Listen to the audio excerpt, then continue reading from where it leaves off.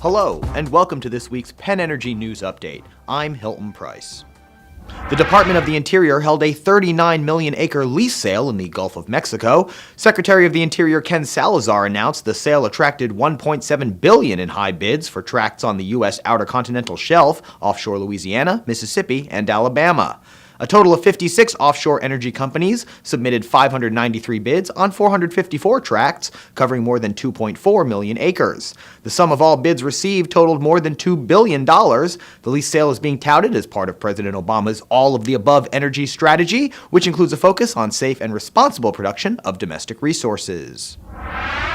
Discussions taking place in Moscow between Iran and several world powers have failed to produce any actionable proposals, despite statements from Iranian leaders that the nation is willing to scale back its nuclear program.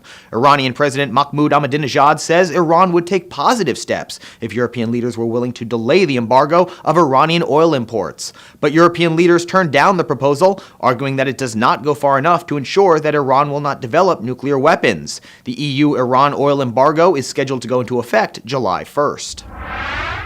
Enbridge has announced the closure of some Alberta, Canada pipelines after a leak at a pumping station. The pumping station, located along the Athabasca pipeline, released 1,400 barrels of oil, forcing the company to temporarily close down the pipeline while workers isolated the spill. Enbridge reports that the spill has been contained entirely within the pumping station, minimizing any risk to public health. This is the second pipeline spill in 2 weeks in Alberta. Plains All American spilled 3,000 barrels of oil into a major Alberta resort area.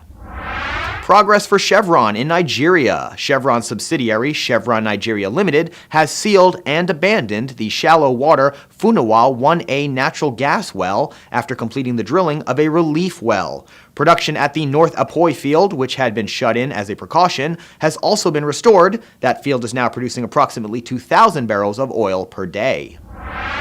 Gazprom says successful testing has proven the reliability of the Nord Stream project. The testing stipulated that two basic conditions were met: at least 1 billion cubic meters of gas supplied during a month, and full load maintained during a period of 3 days.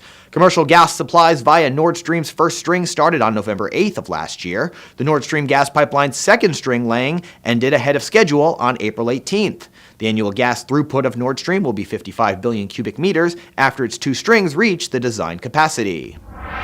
Thank you for joining us this week. For these stories and many more, go to PennEnergy.com.